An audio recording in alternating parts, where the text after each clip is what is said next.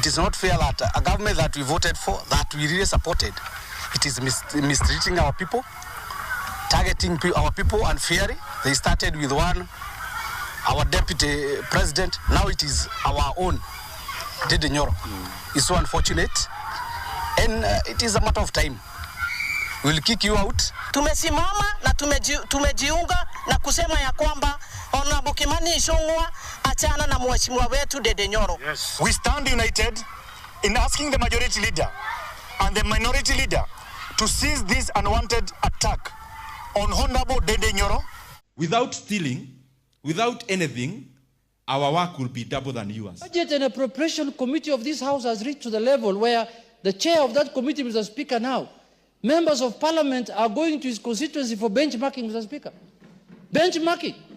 And all of us are supposed to receive the same amount of NGD-CDF, Mr. Speaker. This House will not sit back and allow members who sit in the Budget and Appropriations Committee to use the position they hold in that committee to appropriate money to only their constituencies at the expense of other Kenyans. Let us also not cast aspersions or accuse our own colleagues, because what happens to your colleague today, it can happen to you tomorrow.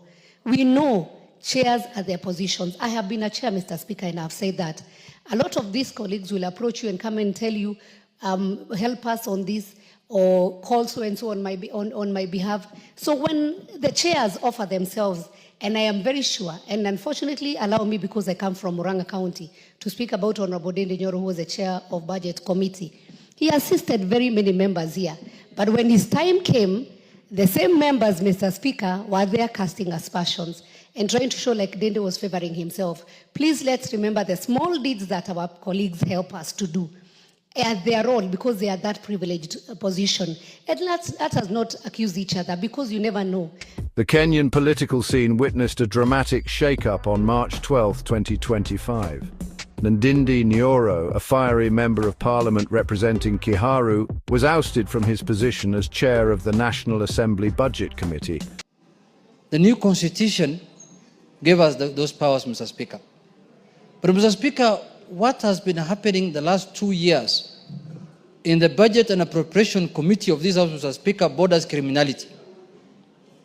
If we lay bare, Mr. Speaker, those things, as has been discussed in the retreat we had of the leadership in Naivasha and also in the House Business Committee, Mr. Speaker, those issues, those atrocities, Mr. Speaker, cannot be shied away from talking about, Mr. Speaker.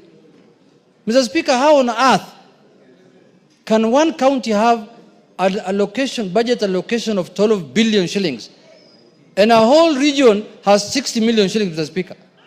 What kind of country are we living in? Mr. Speaker, the Budget and Appropriation Committee went around the country to do public participation. And they ended up agreeing that they are going to use 2 billion shillings to allocate to those counties that they have visited, Mr. Speaker. That amount ended up ballooning to 12 billion shillings, Mr. Speaker. And the beneficiary of that 12 billion shillings is not those counties that public participation was done on, Mr. Speaker. It is other counties and other constituencies, Mr. Speaker. The Budget and Appropriation Committee of this House has reached to the level where the chair of that committee, Mr. Speaker, now, members of parliament are going to his constituency for benchmarking, Mr. Speaker. Benchmarking. And all of us are supposed to receive the same amount of NGD-CDF, Mr. Speaker. What is making our members to go and benchmark in a colleague's constituency, Mr. Speaker? Because the colleague is receiving more funding because of him being the chairman of the budget committee. Let's be honest to Kenyans. Let's tell Kenyans the truth, that he was sitting in an advantageous position of chairing that powerful committee of the House, which you could do skewed allocation of resources to his constituents, Mr. Speaker.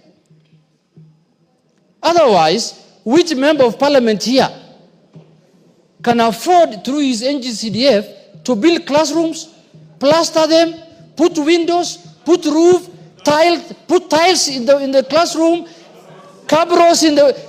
Mr. Speaker, which member of parliament can afford to do that here? With a mere resources of 100 million shillings, Mr. Speaker, and advertise on Citizen primetime news. Which member can do it? Can you raise up your hand if you can do that?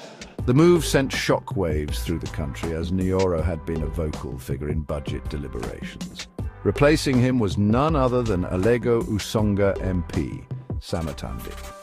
Atandi, known for his close ties to Raila Odinga, stepped into the role with a promise of change and equitable resource distribution. The stage was set for a new era in Kenyan budget allocation. The removal of Nyoro, a staunch ally of Deputy President Rigathi Gachagua, was widely seen as a result of the shifting political landscape. It came on the heels of a landmark memorandum of understanding between President William Ruto and opposition leader Raila Odinga. This unexpected alliance had sent ripples through the political establishment, and Nyoro's removal was interpreted by many as a sign of the MOU's growing influence. The National Assembly buzzed with speculation and intrigue as members grappled with the implications of this sudden change. Some saw it as a necessary step towards greater transparency and fairness in resource allocation. Others viewed it with suspicion, fearing that it signaled a power grab by the newly formed alliance. As the dust settled, one thing was clear: the Kenyan political scene was undergoing a period of intense transformation. The removal of Ndindi Nyoro was just the tip of the iceberg, a harbinger of the dramatic shifts to come.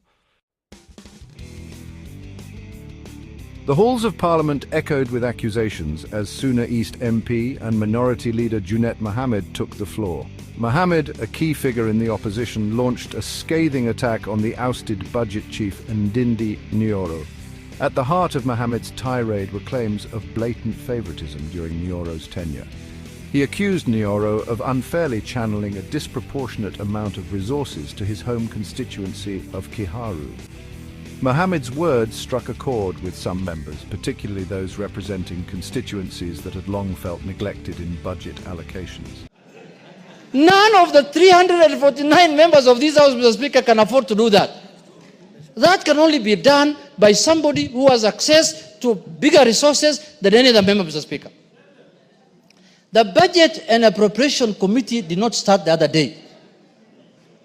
The distinguished leader of the majority party, Mr. Speaker, has been the chair of that committee for many years. And he has never done those things. I have been with him in this House. He has been very careful, and he has shared the resources of the country equitably, Mr. Speaker. I can say that without any fear of contradiction. Mr. Speaker, I want to remind members of this House, for those of us who have been here that time, who have been here for long, when the Budget Committee was chaired by Honorable, what was his name? The Member of Parliament from Embu, Mbere, the Reverend Mutaba Musimi, Mr. Speaker. Members of that committee did the same thing they have done in the last 2 years. And one afternoon, the late Honorable Jacoyo Bidiwo came to the House, and he was seated exactly where I'm sitting today, and told the House the amount of money the Budget Committee put for themselves in the budget, Mr. Speaker. And the whole committee, that time, the membership of the Budget Committee was 52 or 51? 51. The whole committee was dissolved. And a new committee was formed, Mr. Speaker, based on what Honorable Jacoyo presented to the House, Mr. Speaker. Mr. Speaker, if the Budget Committee does its business the way that the defunct committee has done, Mr. Speaker, the only option, the only solution, Mr. Speaker, that's available for this House is to convert the 349 members of this House into a Budget Committee. The whole House becomes a committee of the budget, Mr. Speaker. While the accusations of favoritism swirled around him, Ndindi Nyoro remained defiant, pointing to his tangible achievements in his constituency of Kiharu. He had indeed overseen a period of significant development in the region, leaving an undeniable mark on its landscape. Schools, long neglected and dilapidated, were transformed into modern learning institutions, complete with new classrooms, furniture, and even landscaping. One of Nyoro's flagship projects was the Kirigo Primary School. Once a collection of crumbling classrooms, it was reborn as a vibrant hub of education, boasting a new administration block, a library, and a computer lab. Similar transformations took place at Kahuro Secondary School and Moringa Primary School, where dilapidated structures were replaced with modern facilities complete with tiled floors, fresh paint, and well-maintained grounds. These projects were not just about bricks and mortar. They represented a tangible improvement in the lives of Kiharu's residents. Children who had once struggled to learn in overcrowded and dilapidated classrooms now had access to quality education in conducive environments. Speaker, this House must also be accountable and must not absolve itself of accountability in regard to the distribution of the national budget. We were treated to a very melodramatic presentation yesterday where accusations were leveled against the budget committee and the leadership of the budget committee. But we all sit as members of parliament and we are able to authenticate and even question and query the budget statements that are passed on the floor of this House. So when I see members trying to bedevil each other individually because of perhaps political inclinations, political realignments will come and go. Perhaps maybe Honorable Kenan and I will be on the same side in the next government. So it is very important for us to quit from bedeviling the now, I don't know whether to say former, chair of budget, Honorable Ndindi Nyoro, and he has not been chair budget forever. He was chair budget for, I think, 2.5 years. He was a member of parliament for Kiharu. Prior to that, members of this House have actually gone to his constituency to benchmark on the work that he is doing for the people of Kiharu constituency. And it is the duty of every member of parliament to sit here when proceedings are going on, when the national cake is being shared, to ensure that the people they represent on this floor get what they are owed by the government, because we are all taxpayers, Honorable Speaker. And we must also ensure that when the president is making declarations, they are declarations that will actually impact on the Kenyan people. I saw a request apparently for a machine that will be making 1 million chapatis a day. We must be able, as members of parliament, to differentiate rhetoric from the needs of the Kenyan people. Because at the end of the day, in 2027, we will be held accountable by the people who elected us here. So even as we have all these other overriding interests and party positions and whatnot, let us think about the Kenyan people. What do we need to match so that they can feel that they are equally represented? The community took pride in these visible signs of progress, crediting Nyoro for his commitment to their well-being. However, the source of funding for these projects remained a point of contention. Critics argued that Nyoro had diverted funds intended for other regions to fuel his development agenda in Kiharu.